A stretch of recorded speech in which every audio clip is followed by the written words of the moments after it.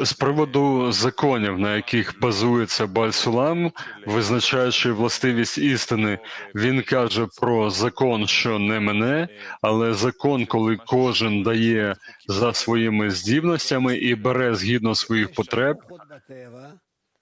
цей закон прихований. Рав, є дві сили природи – сила віддачі, сила отримання, і за силою отримання ми повинні дійсно почати війну один з одним, щоб той, хто залишився, залишився, або за силою віддачі, коли ми взаємним зв'язком між собою будуємо таку систему між собою, щоб